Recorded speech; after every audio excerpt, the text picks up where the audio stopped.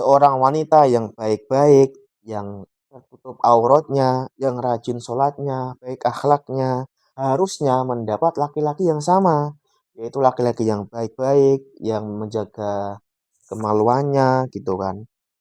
Orang solih, rajin sholatnya, baik akhlaknya gitu. Jadi harus setara minimal secara agama gitu kan. Harus baik-baik semua gitu kan. Bismillahirrahmanirrahim. Assalamualaikum warahmatullahi wabarakatuh. Halo seluruh semua, kembali lagi bersama saya. Kali ini di buku Mengikut Nabi atau Ulama, halaman 95 kalau seluruh punya bukunya.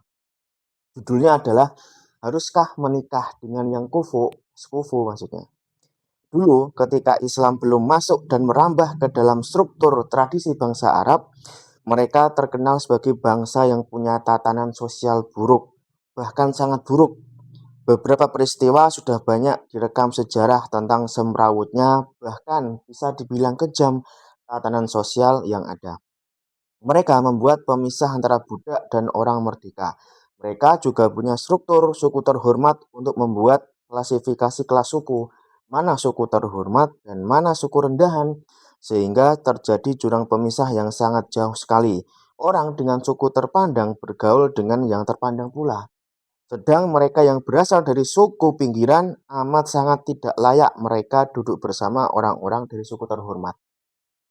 Lebih buruk lagi, mereka juga punya kebiasaan membunuh anak perempuan hidup-hidup dengan alasan anak wanita tidak berguna. Mereka lebih bangga ketika melahirkan anak laki-laki dibanding melahirkan anak wanita yang akhirnya berujung ejekan serta tekanan sosial dari orang sekitar. Namun ketika Islam datang, semua diferensiasi suku serta status sosial itu sedikit demi sedikit dihapus. Nabi Muhammad datang dengan ajaran revolusi sosial yang tidak membedakan orang dari suku terhormat atau tidak. Islam tidak hanya menerima amal dari mereka keturunan raja, tapi justru Islam memutus jurang pemisah itu. Salah satu buktinya bahwa Islam datang dengan konsep menghapus perbudakan. Langkah nyatanya banyak beberapa syariat yang pelanggarnya jika melanggar disangsi membebaskan budak menjadi manusia yang merdeka. Ini bukti perhatian Islam yang sangat besar. Malah setiap kafarat pasti pilihan pertama itu adalah membebaskan budak. Banyak hadis yang secara eksplisit menyindir bahwa tidak ada utamanya Arab dan non-Arab atau suku A lebih mulia dari suku B, semuanya sama. Yang membedakan hanyalah ketakwaan. Makin tinggi takwanya ialah yang mulia di sisi Allah. Ini sebagaimana dalam Quran surat Al-Hujurat ayat 13 yang artinya sungguhnya yang paling mulia di antara kalian adalah yang paling bertakwa. Kafaah antara mazhab Zahiriyah dan mazhab jumhur ulama. Lalu yang sering menjadi pertanyaan adalah kenapa para ulama mensyaratkan adanya kufu atau kafaah atau artinya adalah kesepadanan dalam pernikahan. Bukankah itu justru membuat Islam kembali seperti jahiliyah yang membeda-bedakan orang dengan sisi keduniaan gitu kan. Kafaah atau kufu secara etimologi adalah persamaan atau bisa diartikan juga dengan makna sepadan. Maksudnya persamaan antara kedua pasangan dalam hal strata dan status. Menurut istilah ulama fikih pun tidak berbeda artinya dengan makna bahasa. Dr. Wahbah Az-Zuhaili menerangkan bahwa kufu adalah kesepadanan antara kedua pasangan sebagai bentuk pencegahan kecacatan dari beberapa aspek. Ini dalam kitabnya Al-Fiqhul Islam wa Adillatuhu, juz 9 halaman 216. Kemudian kalau pertanyaan apakah kafaah ini harus dan menjadi salah satu perhitungan atau syarat dalam menentukan pasangan atau tidak, jumhur ulama 4 mazhab dari Al-Hanafiyah, Al-Malikiyah, Asy-Syafi'iyah, dan Al-Hanabilah mengatakan ya, kafaah adalah bagian dari syarat nikah. Berbeda dengan mazhab Az-Zahiriyah yang mengatakan bahwa tidak ada yang namanya syarat kalau menikah harus dengan yang kufu. Pendapat ahlu zahir ini berpandangan bahwa muslim itu semua sama. Tidak ada yang membedakan. Sebagaimana ayat di atas. Karena semua sama, maka siapapun boleh menikah dengan yang ia mau. Yang penting dia muslim. Jadi, wanita kurang ajar dalam tanda kutip sah nikahnya dengan pemuda baik, rajin sholat, dan sopan. Begitu juga sebaliknya, laki-laki mata belang, tanda kutip, asalkan muslim, sah buat dia menikahi wanita solehah yang menjaga auratnya dan terjaga pandangannya. Karena memang yang menjadi patokan ialah muslim atau tidak. Kalau muslim, maka tidak ada lagi birokrasi kafaah setelahnya. Kenapa harus kafaah? Jumhur ulama tidak mengamini pendapatnya Imam Dawud Az-Zahiri itu dan melihat bahwa kafaah itu menjadi salah satu syarat dalam pernikahan. Karena memang ada beberapa dalil yang menunjukkan itu. Di antaranya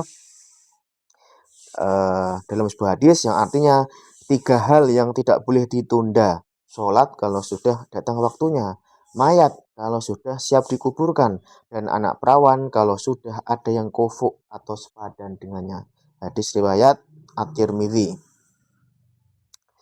Kemudian ada juga hadis lain, janganlah kalian menikahkan wanita-wanita atau anak-anak kalian kecuali dengan yang sepadan atau kufuk dengannya. Hadis riwayat Ad-Darqutni. Kemudian juga ada hadis lain. Jika datang kepada kalian seseorang untuk melamar anak-anak kalian yang kau ridhoi agamanya dan akhlaknya, maka nikahkanlah dia. Hadis riwayat Tirmidzi. Rasulullah dengan tegas memerintahkan para orang tua untuk memeriksa dan meneliti dulu agama serta akhlak orang yang berniat melamar anak perawannya. Itu bukti kalau memang harus ada kafaah dalam pernikahan. Kalau itu tidak ada, pasti Nabi juga tidak memerintahkan itu. Pokoknya Islam ya menikah itu kan. Tapi tidak seperti itu kenyataannya. Selain hadis-hadis di atas, Dr. Wahbah Az-Zuhaili menyebutkan bahwa secara akal pun yang namanya kufu itu sangat diterima. Karena sudah menjadi pengetahuan umum atau semua orang tahu bahwa yang kesamaan status dan kesepadanan strata antara kedua pasangan pasutri itu menjadi salah satu faktor keharmonisan keluarga. Karena bagaimanapun kafah itu punya pengaruh besar atas lancar tidaknya sebuah hubungan keluarga. Syariat ini menginginkan adanya maslahat dari hubungan pernikahan itu. Maka kafaah sebagai faktor yang mewujudkan itu menjadi perhitungan juga. Ini kesimpulan dalam kitab Al-Fiqhul Islami wa Adillatuhu, juz 9 halaman 220. Kafaah hak wanita. Karena itu jumhur ulama mengatakan bahwa kafaah menjadi tuntutan pihak laki-laki, bukan pihak wanita. Artinya laki-laki yang harus menyepadankan dirinya kepada wanita, bukan sebaliknya. Karena memang laki-laki tidak pernah mempermasalahkan status rendah istrinya. Berbeda dengan wanita dan keluarga yang mempermasalahkan status pria kalau ia lebih rendah. Dr. Wahbah Az-Zuhaili menambahkan bahwa yang namanya wanita terhormat sulit untuk hidup bersama laki-laki yang rendah derajat sosialnya. Berbeda dengan lelaki yang bisa hidup dengan wanita mana saja tanpa tahu rendah atau tinggi derajatnya. Di samping itu, upaya ini adalah bentuk proteksi syariah guna menjaga kemuliaan wanita agar tidak terkotori dengan dipasangkan laki-laki tanpa kualifikasi yang jelas. Aspek-aspek kafaah. Namun ulama yang mensyaratkan kafaah ini juga berselisih pendapat tentang aspek-aspek apa saja yang menjadi perhitungan dalam konsep kafaah ini. Yang pertama, mazhab Imam Malik hanya mensyaratkan aspek ad-din saja dalam konsep kafaahnya. Ad-din itu berarti agama, namun bukan asal Islam. Tapi yang dimaksud dalam mazhab ini ialah Islam yang berstatus adil atau tidak fasik. Fasik dalam pandangan ulama fikih ialah mereka yang melakukan dosa besar walau sekali atau ditambahkan dalam pendapat minoritas mengerjakan dosa kecil tapi berkali-kali. Artinya, dalam mazhab ini, seorang wanita baik-baik yang tertutup auratnya, rajin sholatnya, baik akhlaknya, mestinya mendapat laki-laki yang baik Islamnya. Bisa dikatakan seorang ustadz atau orang yang terkenal soleh. Atau minimal orang yang sama kesolihannya dengan si wanita. Apapun profesinya, yang penting Islamnya baik. Jadi laki-laki nakal, yang tanda kutip, tidak boleh dipasangkan dengan santriwati yang solihah dan terjaga. Yang kedua, mazhab Al-Hanafiyah, Asy-Syafi'iyah, dan Al-Hanabilah. Selain aspek agama, mereka menambahkan beberapa aspek lainnya yaitu ad-din, agama, al-hurriyah, bebas atau merdeka, an-nasab, turunan, al-hirfah, profesi atau strata sosial. Nah, kita bahas rinciannya. Al-hurriyah, bebas atau merdeka. Aspek agama sebagaimana yang dijelaskan oleh Imam Malik dan aspek hurriyah sudah tidak menjadi permasalahan karena memang perbudakan sudah tidak ada. Setidaknya di negeri kita Indonesia, semua orangnya adalah orang merdeka. Yang kedua, an-nasab atau keturunan. Sedangkan aspek nasab memang dalam struktur sosial Indonesia agak rancu. Berbeda dengan bangsa Arab yang memang punya struktur kehormatan. Mana suku yang terhormat dan mana yang rendahan. Di Indonesia tidak ada suku yang lebih baik dari suku lainnya karena memang semuanya dalam satu strata yang sama. Suku Sunda tidak lebih baik dari Betawi, Batak tidak lebih buruk dari Jawa, semuanya sama, tidak ada yang saling mengungguli. Semua orang bangga dengan sukunya masing-masing, itu pasti. Tidak ada orang Betawi yang kemudian menyesal karena angan-angannya menjadi Sunda, dengan asumsi bahwa Sunda lebih baik, tidak ada. Lalu kalau ukuran itu tidak ada, bagaimana cara mengukur nasab ini? Imam Al-Ghazali punya penjelasannya, dikutip oleh Imam Asy-Syirbini dalam kitabnya Mughnil Muhtaj juz 4 halaman 276. Beliau Al-Ghazali mengatakan bahwa kemuliaan nasab itu dilihat dari tiga hal. Yang pertama, keturunan atau nasab yang sampai kepada Nabi Muhammad SAW, keluarga Nabi dan keturunannya. Itulah nasab nomor satu yang paling tinggi. Yang kedua, keturunan para ulama, itu strata kedua setelah keturunan Nabi Shallallahu Alaihi Wasallam. Karena ulama adalah ahli waris para nabi. Yang ketiga, keturunan para orang soleh atau ahli hikmah. Dengan demikian, sebagaimana penjelasan Imam Al-Ghazali, wanita keturunan Rasulullah mestinya bersanding dengan lelaki yang punya keturunan sama. Dan wanita yang mempunyai darah ulama dalam dirinya, dia boleh menolak laki-laki yang bukan dari keturunan ulama. Karena memang lelaki yang kufuk baginya itu antara keturunan ulama atau yang di atasnya, yaitu keturunan silsilah Rasulullah SAW. Dan juga demikian, perempuan keturunan orang soleh lagi ahli hikmah tidak sepantasnya disandingkan dengan anak pejabat yang jauh dari nilai agama dan kesolehan.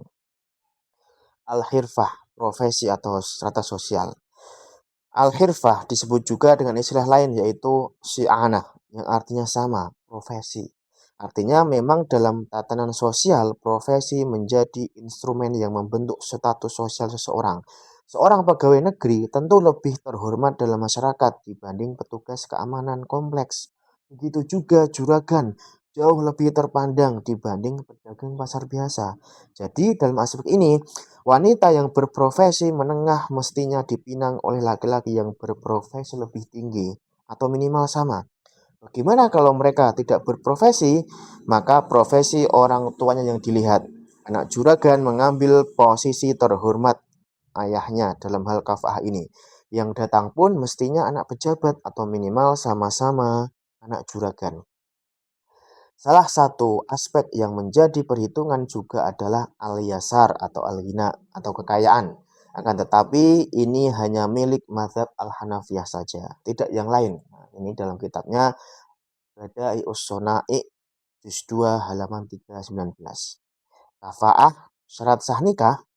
Lalu yang menjadi permasalahan, apakah jenis syarat dalam kafa'ah ini, apakah ia syarat sah nikah? Di mana pernikahan menjadi batal kalau tidak adanya kesepadanan antara kedua mempelai, atau syarat apa? Ulama yang mensyaratkan kafa'ah ternyata tidak mengkategorikan kafa'ah itu sebagai syarat sah nikah.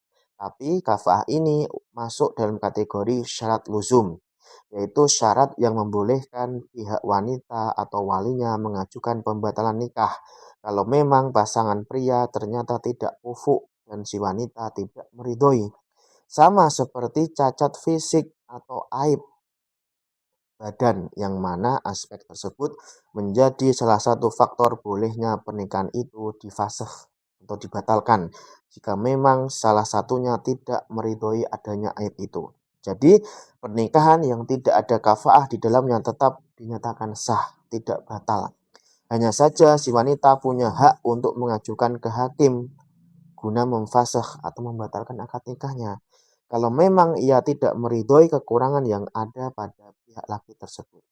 Kalau memang si wanita yang terhormat dan dari keluarga terpandang itu rela dan ridho dinikahi laki-laki yang lebih rendah derajatnya dari dia dan keluarga, ya pernikahan itu sah-sah saja.